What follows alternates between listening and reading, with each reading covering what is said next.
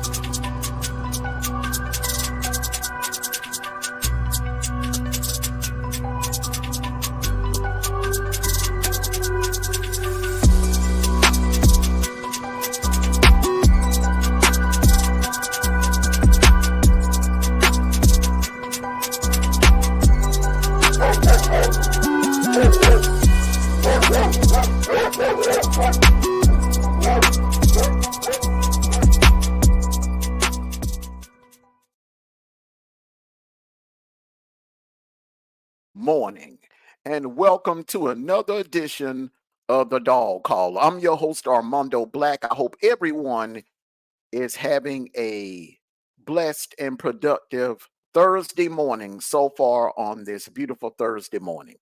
Salute everyone. Salute to everyone in the chat. I want to I want to take a moment and thank all of you that have supported the platform 20 East Nation Sports. We are in our 5th year anniversary. And I just, on behalf of my co-host, D Truth, Sniper, You Knew, and the entire 20 East Nation and Wolfpack Nation, I want to say thank you so much for supporting the platform. Now, let's get on to the topic at hand. I've listened to a whole lot of opinions from different sports writers. I watch a lot of sports podcasters of different teams. Tennessee, I'm watching Bama, I'm watching all various different conferences. I'm watching ESPN, I'm watching CBS Sports, I'm watching Fox Sports, and all of them have discussed who would be the biggest threat to preventing Georgia from winning its third national title in 4 years. And I'm hearing Texas at the top of the list. Texas, Ole Miss, Bama, Tennessee, in that order. Texas, Ole Miss, Bama, Tennessee. And I'm here to tell you that don't let what happened in Kentucky, don't let what happened in Lexington fool you. This is still the Georgia Bulldogs. Let me say it again. Don't let what happened in Lexington fool you. This is still the freaking Georgia Bulldogs, okay? We are who you thought we were, all right? We are an elite team, a team that's deep with talent. We are the deepest team in the nation, all right? Now, talent wise, are we the most talented team in the nation? No. I'll be the first to admit that, okay? There are other teams right now in the top 5 that are have more talent on their roster. Okay. We have a ton of elite players. We have a ton of elite players, but we don't have the most talented roster. All right. Now, you ask me, should we be worried about Bama? Should we be worried about Tennessee? Should we be worried about Texas? Should we be worried about Ole Miss? Hell, speaking as a Dogs fan, I'm always worried about the opponent. Hell, I'm gonna pace the floor when we're playing against Auburn or Florida, Mississippi State, UMass, and Georgia Tech. I don't take a break off any week. I don't relax any week. Now, if you ask me who would give us problems on this schedule, I'll admit Bama is a roadblock, and Kirby has only beaten him one time since he's been at Georgia. And the other matchups he's lost. I think he is, if I'm not mistaken, I think he's 1-4 against Bama. All right. So he has a losing record against Bama. All right. We dragged Ole Miss last year. He's owned Tennessee. He only has one loss to Tennessee, and that was by a divine intervention, a lucky Hail Mary from Josh Dawgs in 2016. Other than that, Kirby would be undefeated against the University of Tennessee. All right. Texas. Kirby is 0-1 against Texas. You remember the infamous Sugar Bowl where Bevo tried to get at Uga? Yeah. And also remember that night we had a lot of opt-outs. We had a couple of injuries. And, and I'm not making any excuses, but it is what it is. Georgia, we did not want to be there. We did not want to be there. Our goal going into 2018, after narrowly losing the national championship in 2017 by a Hail Mary, a lucky 2nd and 26 play, our mission, our goal going into 2018 was to win a national title. We came up short in the SEC championship game, and the morale just was not there in New Orleans that night. The morale was just not there. The enthusiasm, we did not want to be there. Texas wanted to be there. That was their first time being in a New Year's Six game and since Mac Brown was there. So they were hyped, they were excited. Even with all of that, we ran out of time in that game. Even as good as that game was, and I think we played probably the second worst game of the season. The worst being down in Baton Rouge and LSU. But we had issues. We had issues that year in 2018 on the D line and in the linebackers and our linebackers. Our linebackers were okay.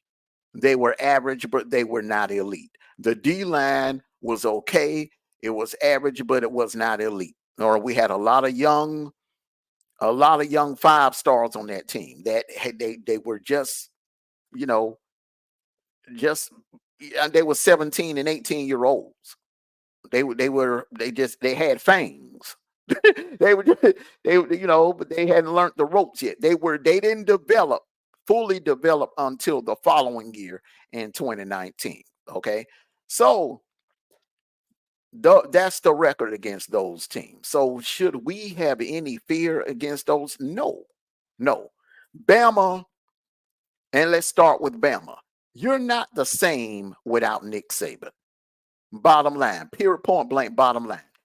Two of the elite players, one on offense and one on defense, transferred. Isaiah Bond transferred to Texas. Caleb Downs transferred to Ohio State. Okay. Is Bama a good team? Yes. But you're not elite. Okay. You weren't even elite last year. You should have lost to Auburn. You should have lost to Arkansas. Okay. And Tennessee and LSU, they had you on the ropes. All right. You're not, it just been on the decline. Now, if you listen to some Bama sportscasters and you listen to some Bama podcasters, they act like that Wisconsin was the damn Kansas City Chiefs. They over there celebrating like, oh, we're back. We're gonna win a national title. The truth is, Van Dyke went down on the first play of Wisconsin's offensive possession. Van Dyke went down. A Wisconsin starting quarterback went down. That's fact number one. Fact number two, Wisconsin's secondary is one of the worst in the Big Ten. Fact number three, Wisconsin is a soft team. They're nowhere near elite. They're nowhere near what they were back in 2016 and 2017. Nowhere near that level. They're going to lose a couple of games this year, probably somewhere between maybe 4 and 5. They are, that is a soft football team. Okay, believe me. And everyone is going to find out. All right. So Bama has not been tested this year. And the only team that had a decent defense, they held y'all to what, 14 points? USF. So if you look at it, so if you Bama fans, if you're honest with yourself, sit back and ask yourself this question. Is Wisconsin, the two best teams that you played on your schedule so far, is Wisconsin and South Florida. Is Wisconsin and South Florida better than Kentucky and Clemson? Just be honest. Get out of that fairy tale and that delusional, get your heads out of the clouds and ask yourself that honest question. Is South Florida and Wisconsin, are those two teams better than Clemson and Kentucky? If you're honest, your answer would be hell no. They are not. Nowhere near that level. Okay, let's go to Ole Miss. Ole Miss, you have not played anyone in the top 25. You've not played any opponent in the top 25. Wake Forest was not ranked. Okay, Wake Forest is on the decline. On the decline. They're nowhere near the level that they were on in 2019 when Jamie Newman was there. So you haven't beaten anyone. So out of all of this hype that's going on with Ole Miss, and we've seen this before. We've seen Ole Miss get hyped up when they're playing against inferior teams. But when they step on the stage with one of the big dogs, what happens? They get exposed. Not saying that they'll get exposed this time. They have kind of a cakewalk of a schedule. Their only tough tests, in my opinion, would be LSU and Georgia. I don't think they have Texas on their schedule, and I'm not sure about Oklahoma. But the only elite team that I see on Ole Miss's schedule is Georgia. So we'll see. Because since Lane Kiffin has been the head coach, he has not yet defeated an elite team. When I mean a team that's on the elite, I'm talking about Alabama or Georgia.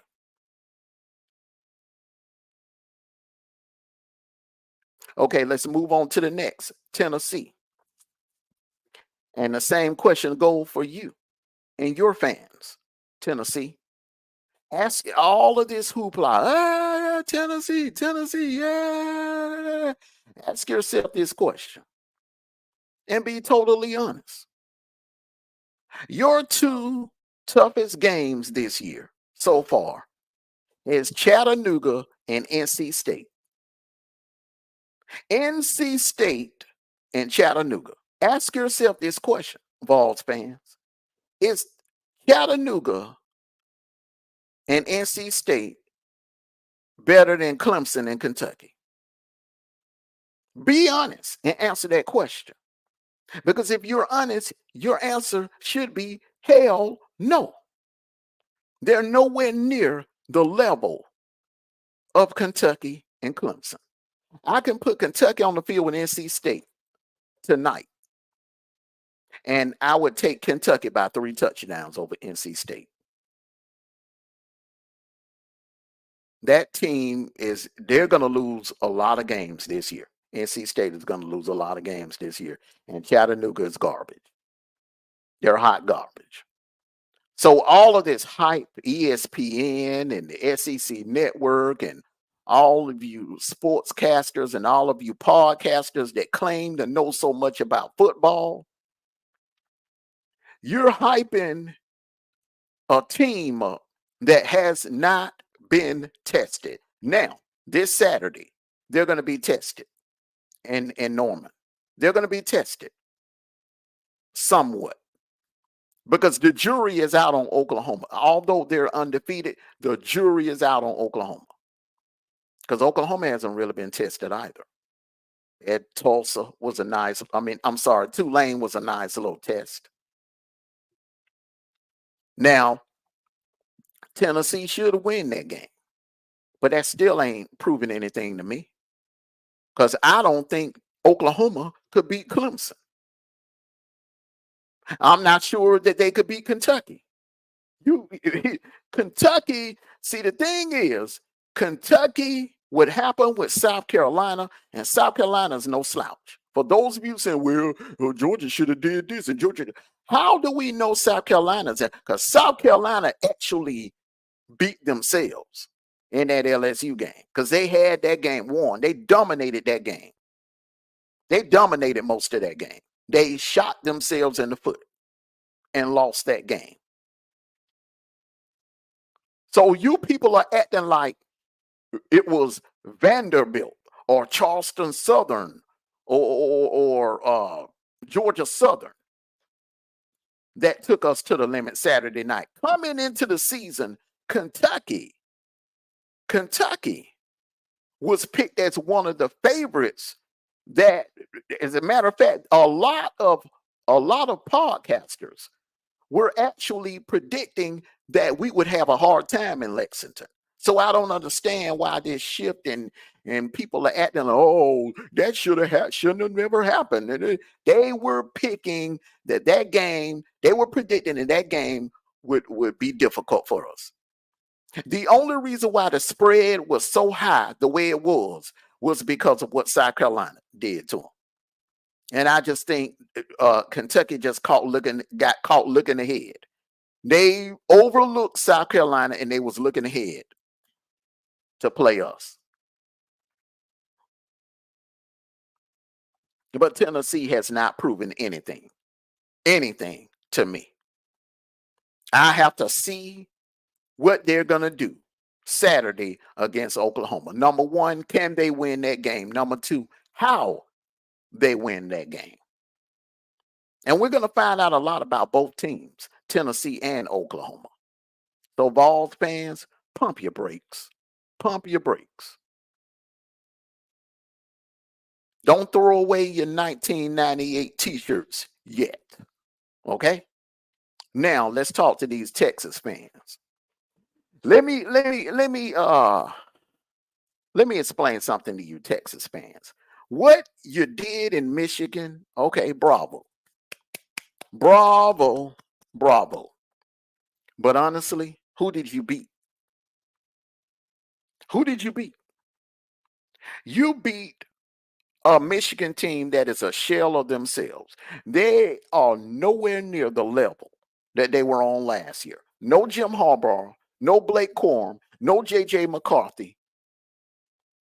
Half of the defense gone, graduated. That O-line is pathetic. That O-line is nothing like the O-line from the last 2 to 3 years. This is a whole new revamped Michigan team. Now, yeah, Donovan Edwards came back. Will Johnson came back. Other than that, that is not the same Michigan team that we watched beat Bama in their Rose Bowl and drag Washington in the national championship game. That is not the same Michigan team.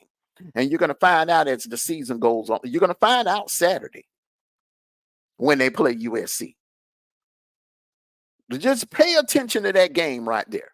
And then you can measure. The question that I asked after that game, is Texas that good or was Michigan that bad? We're going to find that out this Saturday. Because if USC do the same thing to Michigan that Texas did, then you Longhorn fans need to take another look in the mirror and say, are we that good? Because you haven't been tested until you play the big boys in the SEC.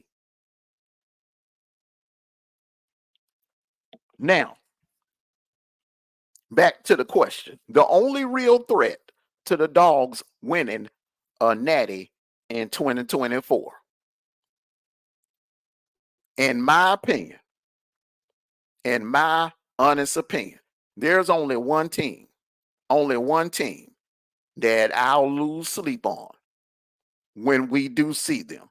There's only one team that makes me nervous when I look at their lineup and I look at their highlights. I'm not just looking at who they played. I'm looking at what they have, what they're bringing to the table. I'm looking at the matchups, pound for pound, their squad against our squad. And this team right here, when we see them, whatever happened in Lexington, we got to have that crap cleaned up. We got to have our stuff together when we see this team right here. And this is the team, in my opinion, is the only team standing in our way of winning a national title this year. The Ohio State Buckeyes. And here's why. Will Howard, he can get the job done. He can get the job done with his legs. As you can see right there, he can definitely get the job done with his arms. Great game manager. He can make NFL-type throws. Here's another reason. Trayvon Henderson, elite running back, NFL-style running back. He will be playing on Sundays. And Quinshon Judkins, remember him? The same kid that ran on our defense in the first half of the ball game last year against Ole Miss. We didn't have an answer for Judkins. So he's going to be sharing the backfield with Trayvon Henderson. All right, so that's just the running backs. All right, so I say that to say they can get you on the ground. Now wait till the aerial attacks come in because they have elite receivers. Every last one of these guys will be playing on Sundays. The true freshman, Jeremiah Smith from Miami, Florida. Emeka Ibuka, senior from Washington, will be playing on Sundays. Marlon Graham from Indiana will be playing on Sundays.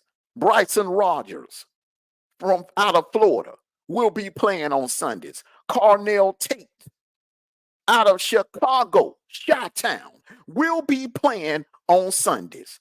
All 5 of these guys are elite. They could go to any other team in the nation and be the number 1 receiver. You got 5 guys, 5 elite wide receivers. See, the problem is, and I say that to say this, Jeremiah Smith is a monster. He's a beast. That kid is a beast. The best wide receiver, in my opinion, in the nation. Hands down. I look at him and I see Megatron all over again. If you thought Marvin Harrison Jr. was a problem, this guy is going to be 3 times more of a problem than Marvin Harrison Jr. was. And Marvin Harrison gave us problems in that playoff game 2 years ago. Another thing that scares me about Ohio State is that you, with all the names that I just named, Smith, Ibuka, Graham, Rogers, Tate, you cannot double Jeremiah Smith. So whoever you put on Jeremiah Smith, they're going to have to cover him one-on-one because they have too many damn weapons. They're going to spread our defense out, and whoever is guarding, whether it's Humphrey or Leverett, they got to be on their A game. They're going to have to play the game of their life because this kid, I'm telling you, this kid is unguardable. He's unguardable. Let's go to the tight end.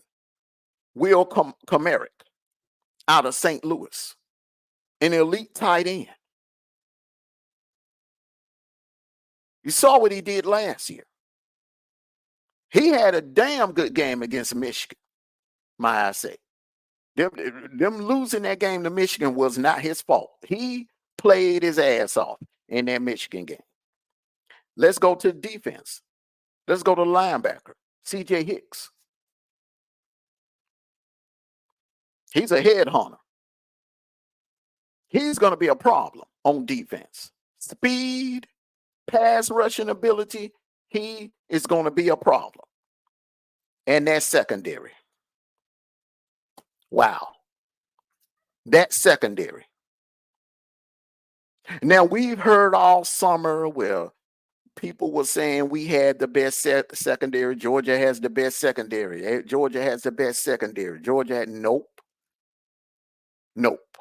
You see, I'm a Georgia fan, but I'm not coming on here to sell you any champagne wishes or any caviar pipe dreams. I'm here to tell you the damn truth and to tell you what's the facts. I'm here to give you the facts. And the facts are Ohio State has the best secondary. They have a dream team of a secondary. Let me call out the names. Denzel Burke. He'll be playing in the NFL. Caleb Downs.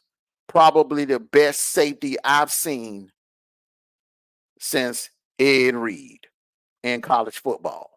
Let me say it again.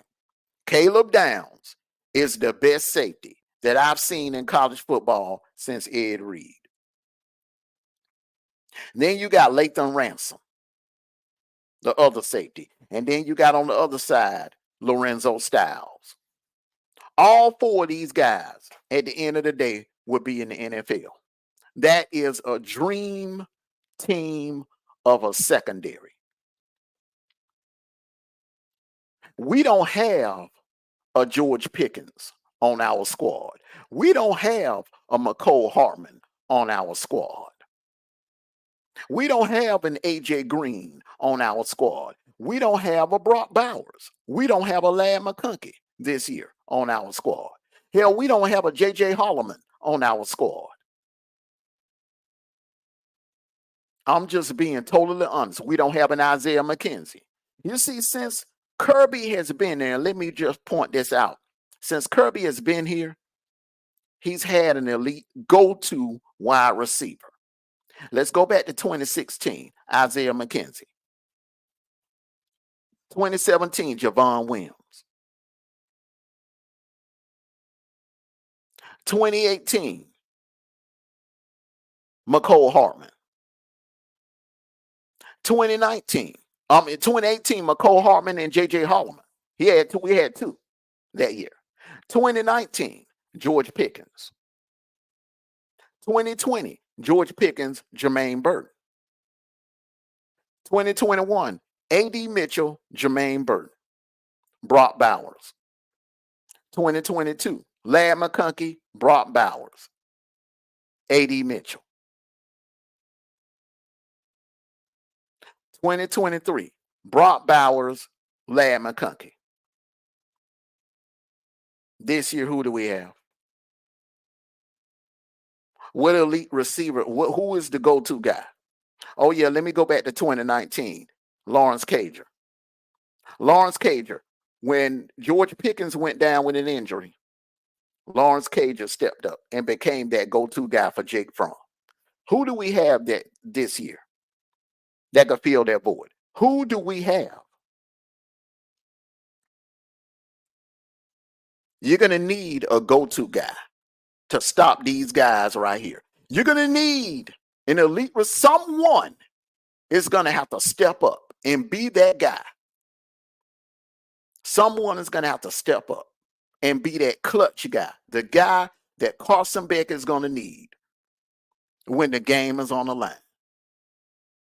In 2022, it was Ladd, it was A.D. Mitchell, and Arian Smith made a great touchdown catch. But, you know, he juked the guy slipped and fell, and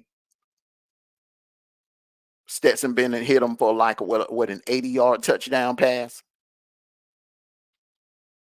And that began the comeback against Ohio State. We're going to need players like that.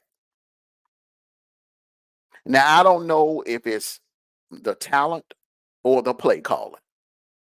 That remains to be seen, okay? Because in my opinion, what happened in Lexington was the lackluster play of the O-line. If you are missing blocks and not blocking any and not giving Carson Beck, giving your quarterback time to throw the damn ball, I don't give a damn if you got Jerry Rice, Randy Moss, Megatron. It don't matter who you have at wide receiver. Terrell Owens, it don't matter who you have at wide receiver. If your quarterback don't have time to throw the damn ball, hell, they can't help you. So I feel what happened in Lexington was something was off with the O-line. Ernest Green needs to get it together. That center needs to get it together because his snaps were shaky. I don't know if the ball was wet.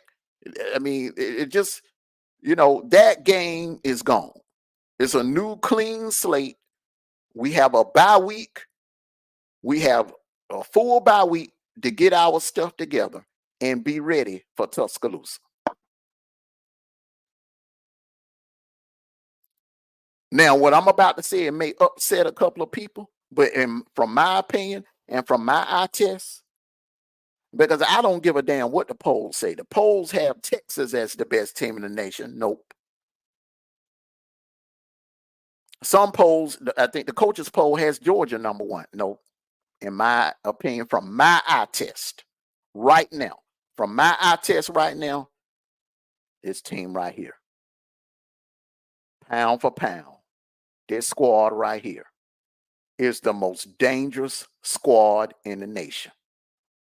They are a matchup nightmare. A matchup nightmare. Because each one of these receivers, Smith, Ibuka, Graham, Rogers, Tate, you're going to have to be able to guard them one-on-one.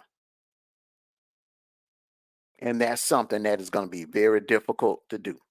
Easy to say that it could be done, but it's going to be very difficult to do. Can it be done? Yes. Yes. Because if anybody would have asked me back in 2022, after the Kent State game, was Georgia good enough to beat that Ohio State team from 2022?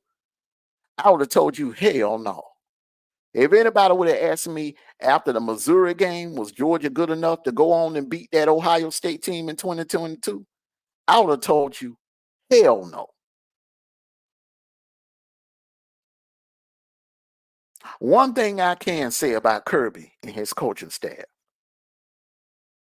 they, when it's time to have those boards ready, to go up against these Ohio State Buckeyes, they will have them ready.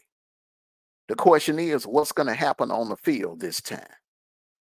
And for you Ohio State fans that's thumping your chest, listen to me real good.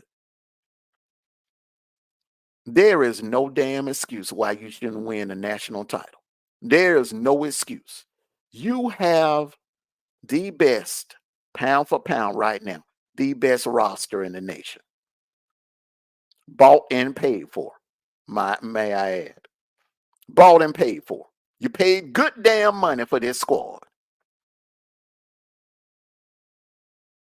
If you do not win a national title this year, your entire season is a bust. I don't give a damn if you go undefeated in the regular season and you get all the way to the national championship and lose to Georgia, or if you lose to anyone else. Anything short of winning a national title for these Ohio State Buckeyes will be a bust. It will be a waste of a season because you will never, ever, ever, ever, ever, ever have a squad this talented again. This squad right here is on the level, maybe even a step above that 2014 squad you had. And you remember, that squad was loaded with NFL talent. This squad right here is super loaded with NFL talent.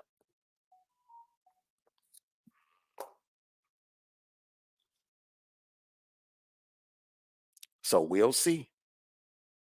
We hope to see you later on down the line. And let's find out. Let's get on the field and find out who is the best.